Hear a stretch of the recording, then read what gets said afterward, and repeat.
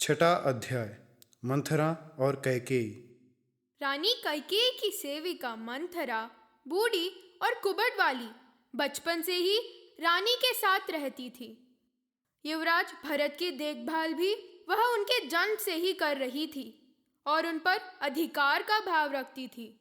जब उसने राम के शीघ्र राज्याभिषेक किए जाने का समाचार सुना तो व्याकुल हो तुरंत ही रानी कैकेयी के कक्ष में गई। प्रिय रानी, राम के राज्याभिषेक की अनुमति अब कैसे दे सकती है? भरत राम से अधिक श्रेष्ठ राजा बनने के योग्य है। रानी कैकेयी हतप्रभ होकर बोली। शांत हो जाओ मंथरा, राम मुझे अपने पुत्र के समान प्रिय है।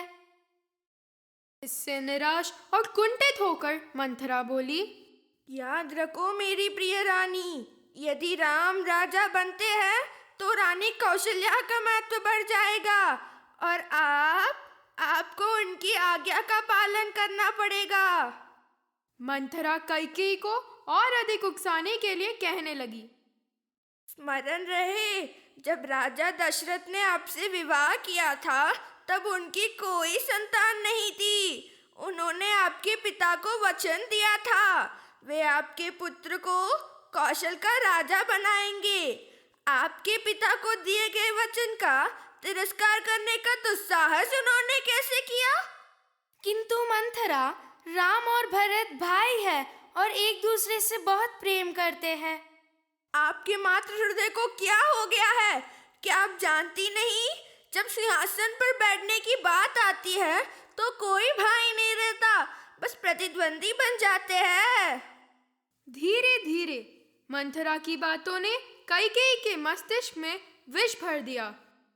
कदाचित मैं कुछ अधिक ही भोली हूँ, किंतु मंथरा, भरत को राजा बनाना कैसे सुनिश्चित किया जा सकता है?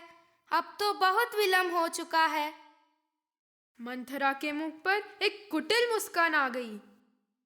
रानी, क्या आपको स्मरण है, वर्षों पूर्व आपने युद्ध भूमि में राजा दशरथ के जीवन की रक्षा की थी। उस समय उन्होंने आपको 2 वर देने का वचन दिया था, है ना?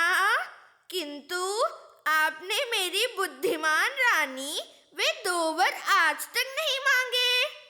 अब समय आ गया है, अब राजा दशरथ से कहे कि वे भरत को राजा बनाए और राम को 14 वर्षों के लिए वनवास भेजे। जब राम चले जाएंगे तभी भरत सच्चे राजा बन सकेंगे। कैकेयी मंथरा की बातों में आ गई। अपने पुत्र भरत का राज्याभिषेक सुनिश्चित करना अब मेरा कर्तव्य है।